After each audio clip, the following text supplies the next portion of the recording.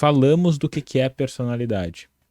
Mas, o que é um transtorno de personalidade? Um transtorno de personalidade é muito... A definição ela é muito parecida com o que é personalidade, né? Mas o transtorno de personalidade é uma característica persistente que a gente percebe ao longo de um curso de tempo. Não são características de um momento só. Uhum. Né? São características que a gente consegue, se a gente fizesse uma linha do tempo, um contínuo, a gente poderia verificar ela em vários segmentos, vários pontos. E ela envolve uma série de aspectos. Então, ela envolve a maneira como essa pessoa, de forma disfuncional ou não saudável, reage emocionalmente, como ela, de forma disfuncional ou não saudável, reage em termos de comportamento, como ela se envolve com os aspectos sociais e as relações sociais que ela tem, como ela lida também com relação aos seus planejamentos futuros, como ela se percebe dentro desses contextos todos, como ela também interage com o trabalho, né, e também os seus ambientes profissionais e uma série de outras características. Né? Mas, de forma geral, então, um transtorno de personalidade é uma característica corriqueira, ou ela é uma característica contínua ao longo de um período de tempo, Duradoura. que é duradoura e que traz prejuízos àquela pessoa e muitas vezes acaba respingando ou refletindo também nas pessoas ou nos ambientes nos quais essa pessoa circula. Eu acho muito importante quando tu faz essa explicação, tu falar da questão de como é um padrão difuso. O Uhum, que isso quer dizer também? Que ele acaba aparecendo em mais de um contexto. exatamente. E ele precisa também aparecer em mais de um contexto, porque a gente está falando de um transtorno de personalidade, ou Sim. seja, é desse padrão de comportamento, de motivação, de valores que acabam sendo ampliados para várias circunstâncias. Uhum, E se a gente está falando de uma circunstância muito específica que tu age uhum, daquela maneira, uhum. pode ser muito mais relacionado ao que está acontecendo ali E é um outro diagnóstico do do que que um necessariamente transtorno um de transtorno de personalidade. personalidade. Porque daí entra naqueles mitos, né? Por exemplo, não é porque uma pessoa foi arrogante contigo Uhum, que ela vai ter um transtorno de uhum, personalidade narcisista. uhum, Não é porque a pessoa teve um comportamento impulsivo contigo que ela vai ter um transtorno de personalidade borderline. Ou uhum, que a pessoa foi rígida no trabalho que ela vai ter um transtorno de uhum, personalidade obsessivo-compulsivo. uhum. Então, da gente poder entender que isso precisa também aparecer em outros contextos da vida do indivíduo, porque senão todo mundo tem transtorno. Claro. E sim, de uma certa maneira, todo mundo tem alguns traços de transtorno, porque isso também fala um pouco do nosso desenvolvimento. E Sim. se a gente for olhar para o próprio DSM, a gente for olhar para todos todas as sintomatologias de Uhum, transtornos de uhum, humor, uhum, ansiedade, uhum, de personalidade, com certeza a gente vai pegando um ou outro sintoma, uhum, mas não uhum. necessariamente fechando os critérios. Sim. Léo, lembra quando a gente falou mais cedo sobre a parte da avaliação, quanto era importante Perfeito. a gente avaliar e ter os manuais do nosso lado para ajudar nesse processo todo? Quando a gente faz essa avaliação, a gente está estabelecendo também uma linha do tempo. E Ótimo. dentro dessa linha do tempo, a gente está buscando, né, encaixar ou tentar compreender em quais foram os momentos em que esse comportamento, essa emoção, esses pensamentos, essas reações com o ambiente foram parecidas, foram similares. E a partir disso, é possível começar a compreender com mais clareza se isso se encaixa muito mais numa forma de agir, né, num comportamento só, que envolto por emoções e tudo, ou se isso está realmente linkado com algum transtorno de personalidade que gera um prejuízo maior para essa pessoa. Então, ter essa clareza de que realmente aparece em mais de um cenário, precisa aparecer de mais de um cenário para se Uhum. caracterizar como transtorno de personalidade, já começa lá atrás, quando a gente começa a fazer essa avaliação toda dessa pessoa que nos procura para o trabalho. E por isso que a avaliação ela precisa ser multifacetada, né? Ou seja, Exatamente. precisa avaliar relacionamentos, amizades, trabalho, questão de estudo, todas essas questões que implicam e que têm importância na vida do indivíduo para a Uhum. gente poder realmente ter essa clareza. Sim. Porque é um papel muito importante, é a questão de compreender o diagnóstico, até mesmo porque o paciente também tem o direito de saber o seu diagnóstico. Sim. E, bom, tu me explicou então o que é um transtorno de personalidade, Uhum. falou pessoal o que é um transtorno de personalidade. Eu sei que o DSM-5-TR, o DSM-5, o 5TR e o 5, eles não têm mais os nossos queridos antigos clusters. Mas quais são os diferentes tipos de transtorno de personalidade? Eu não precisa necessariamente listar todos os transtornos de personalidade, mas como é que a gente pode pensar em agrupamentos ou de diferentes tipos de transtorno de personalidade? Tá. Primeiro, a gente tem atualizações interessantes dentro do DSM-5TR com relação a quase todos os transtornos de personalidade, tá? Não são todos, mas são quase todos. Levando em consideração, né, a evolução das pesquisas, levando em consideração, 2, uma população clínica, né, levando em consideração, 3, a questão da cultura, sociedade e assim por diante. Porque até só é importante, desculpa te interromper, né, mas muito legal da gente pensar que o próprio DSM ele vai evoluindo também na medida que a sociedade vai evoluindo. Né? Então, muito legal, porque se a gente for fazer uma análise histórica do manual diagnóstico, do 3 para o 5TR são... É uma diferença gigante. Né, parece que a gente está falando... São dois mundos diferentes. Exatamente. São dois mundos diferentes. Mas desculpa te interromper. Não, com certeza. Eu acho que faz muito sentido esclarecer isso e também lembrar que a gente leva muito em consideração durante esses manuais uma população específica, né? Claro que se a gente abrangesse isso, é uma amostra, mas se a gente abrangesse isso de forma um pouco maior, assim, talvez a gente tivesse resultados diferentes. Mas são só hipóteses. De toda forma, a gente tem o DSM ele é dividido por seções. A gente tem uma seção que fala sobre os diagnósticos e os transtornos de uma forma geral. Depois a gente tem uma seção 2 que fala muito também sobre transtornos de personalidade e que tem algumas atualizações. E a seção 3 que fala muito também sobre alguns pontos mais específicos, e aí tem uma visão alternativa sobre transtornos de personalidade. E alternativa aqui não num sentido ruim, mas alternativo num aspecto de tentar compreender esses transtornos de personalidade por um outro viés, por uma outra perspectiva. E é muito interessante como eles vão levando em consideração a questão das facetas, da personalidade e assim por diante. Né? Mas enfim, fica a dica, acho que para as pessoas realmente se debruçarem um pouco mais e não lerem só simplesmente os critérios diagnósticos, mas começarem a entender que existe todo um mundo por trás, e ali também faz sentido começar a questionar esse mundo por outros olhares, e o próprio DSM já é um primeiro passo para isso. Então, quem puder dar uma olhada na seção 3, acho que é muito, muito, muito legal, cara. Até porque quando a gente pensa em transtorno de personalidade, como qualquer outro transtorno psiquiátrico, a gente vai entender que a gente pode ver o transtorno dentro de um espectro. Sim. Que a gente vai ter características talvez muito acentuadas de algumas questões e características menos acentuadas. Sim. E a gente vai ver esse indivíduo, talvez dentro de um diagnóstico, que ele vai ficar dentro desse contínuo. Sim. E poder entender isso é bem importante também. Sim. Então, vamos lá. A gente tem no DSM-4, se não me engano. 4 com a TR. Né? 4 e 4TR. Se construiu essa ideia de cluster A, B e C, que hoje se utiliza muito mais pensando em sentido educacional, né? E também num sentido mais de compreensão e de entendimento. Porque dentro do próprio DSM, por exemplo, que traz essa perspectiva, eles fazem essa crítica sobre a limitação, né, desses clusters.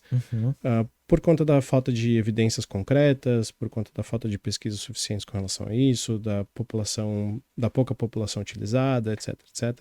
Mas eu acho que por uma definição, assim, para o entendimento faz bastante sentido. A gente usa muito nas aulas também para conversar com os nossos alunos sobre isso, né? Até porque, querendo ou não, dentro desses clusters, haviam, né, no caso, sintomatologias ou características que eram compartilhadas entre os transtornos, né? O que facilitava a compreensão de muitas pessoas sobre o que era um transtorno de personalidade. Isso. Então a gente teria esse cluster A, a gente teria esse cluster B e o cluster C.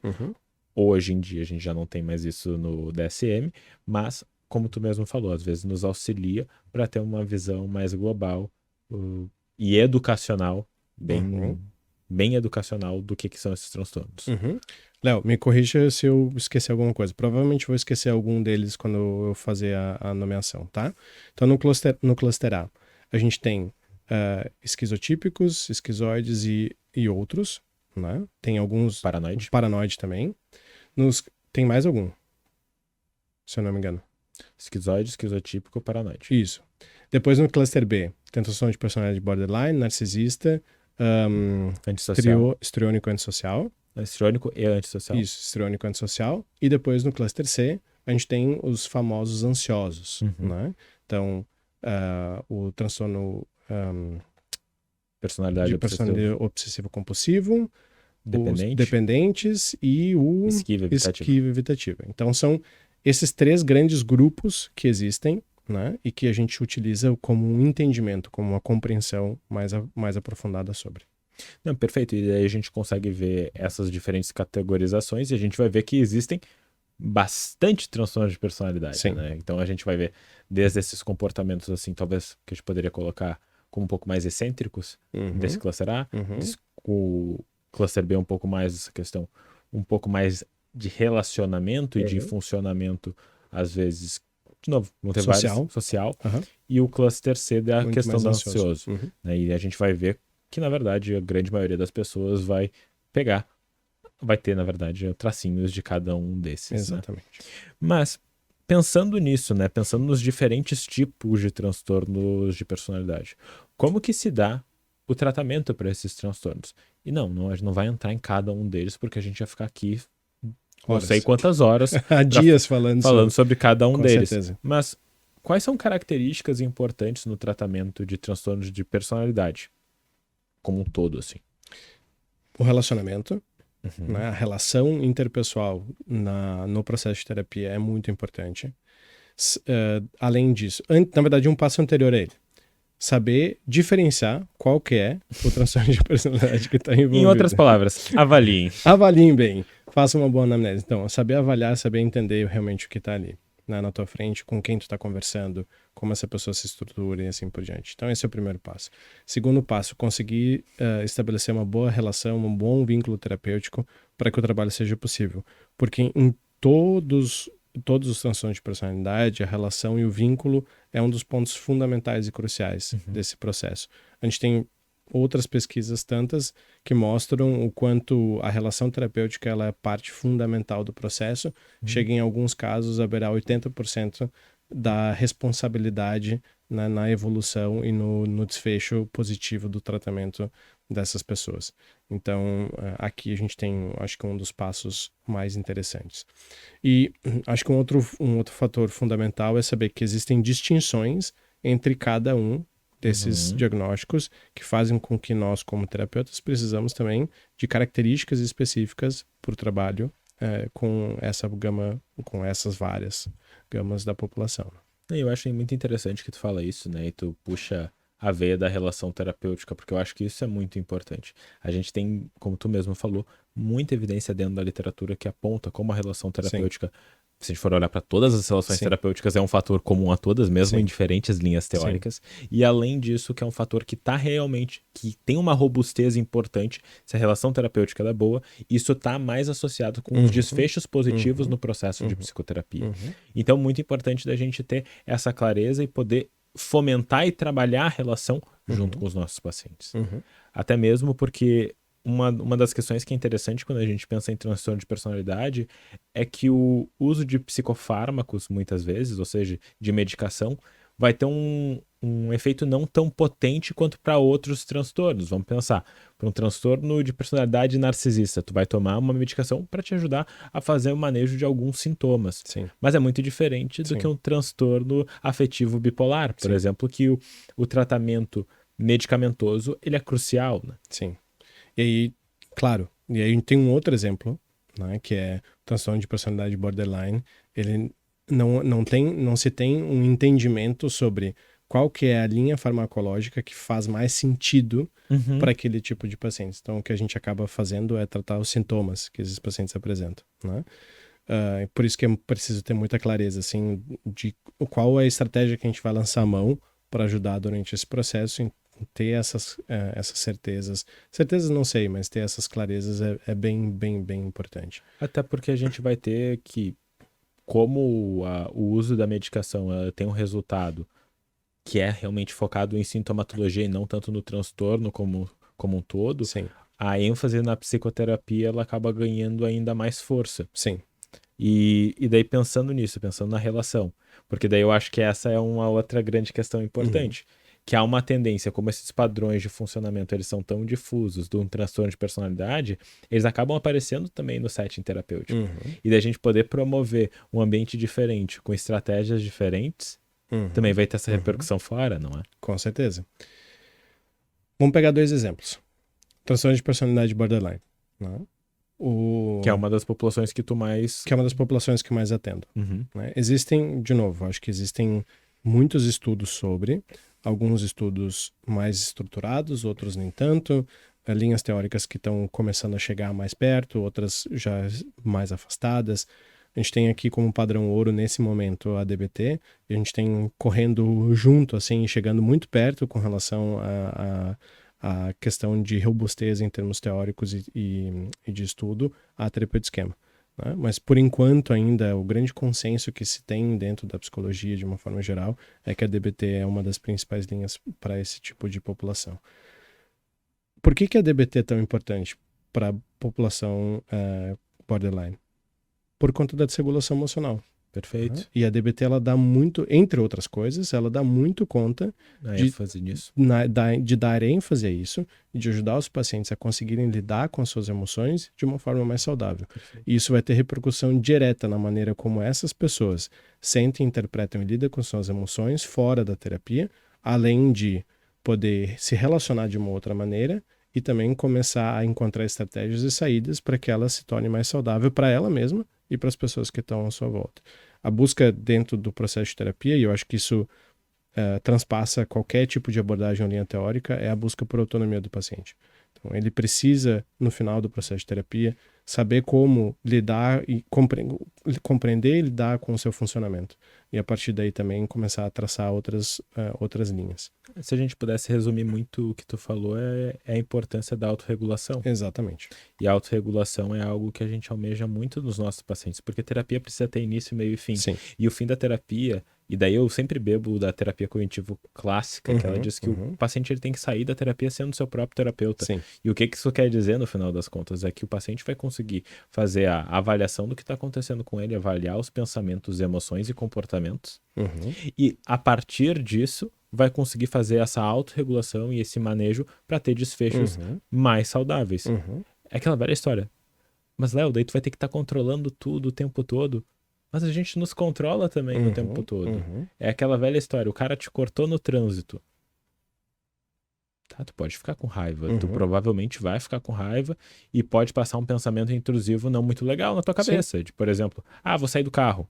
Ou vou buzinar até não poder mais pro cara. Vou cortar ele. Vou cortar ele de volta. Mas a gente, com um funcionamento saudável, tu vai te regular emocionalmente e vai entender que ter esse desfecho não vai te trazer pode te colocar em risco e não vai trazer necessariamente o desfecho que tu tá buscando. Exatamente.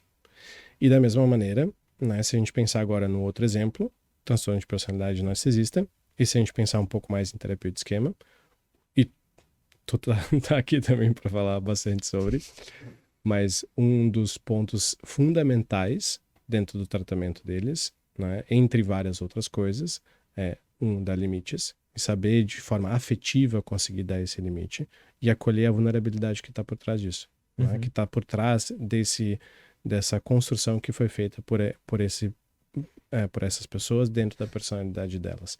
E aí a gente precisa de uma série de outras ferramentas para conseguir lidar com isso. Então, olha só, a gente está falando do cluster B. E aí, dentro do cluster B, de 2 diagnósticos diferentes, que precisam de ferramentas e habilidades e características totalmente diferentes de tratamento. Então, vai depender muito do paciente, do diagnóstico e de todo o histórico que ele traz da vida dele. Até Tudo isso porque vai ser daí vão ter importante. essas coisas que vão poder, mesmo sendo muito diferentes, vão ter intersecções muitas vezes e vão ter sintomas que vão ser compartilhados e, consequentemente, o que a gente percebe é essa importância de uma avaliação individualizada em um processo de decisão clínica completamente centralizado e individualizado para aquela pessoa para poder fazer o tratamento. Porque tu não vai necessariamente pegar um protocolo fechado para todos os pacientes. Vão ter pacientes que vão se beneficiar de protocolos bem estabelecidos, mas outros tu vai ter que trabalhar um pouquinho a partir da tua criatividade e modular mais esse processo terapêutico. Né? E por que é tão importante bater nessa tecla, Léo, né? De entender, de compreender o que está acontecendo, de compreender para a direção que a gente vai. Porque muitas vezes, até em supervisão, né, as pessoas, os nossos colegas, eles chegam e dizem, não, esse paciente tem um transtorno de personalidade. X. Uhum. Tá. Ok. Até aí tudo bem. Até aí tudo bem. Vamos colocar isso como uma hipótese e vamos dizer que isso é real. Colocou na abinha aqui. Tá aberto. Tá aberto. Tu avaliou déficit de atenção e hiperatividade? Transtorno por uso de substância. Transtorno por uso de substância? Bipolaridade? O sono. O sono? Alguma outra disfunção de regulação de humor? Né? Alguma característica biológica que pode estar influenciando? Algum outro uso de medicação que pode estar influenciando? Uma interação. Então, a gente tem uma série de coisas que precisam ser muito bem caracterizadas e avaliadas para que a gente realmente bata na tecla. O diagnóstico, eu tenho essa sensação, tá? Não sei se tu compartilha dela também, mas eu tenho essa sensação que muitas vezes as pessoas acham bonitinho a gente dar um diagnóstico de um transtorno de personalidade para alguém. Não, esse meu paciente aqui, ele tem um transtorno de personalidade. Mas não entendem que por trás disso existe uma concepção e existe uma gravidade naquilo que você está dizendo também, está se trazendo. Inclusive na maneira de pensar em como eu vou psicoeducar o meu paciente sobre esse diagnóstico, como vou ajudar ele a passar por essa fase de compreensão, de entendimento do diagnóstico, de como lidar e estruturar isso para o futuro e assim por diante. Eu sinto que, e daí isso é uma visão também que eu tenho a partir de supervisões que eu acabo dando bastante, é que há um déficit importante no processo avaliativo e diagnóstico. Sim.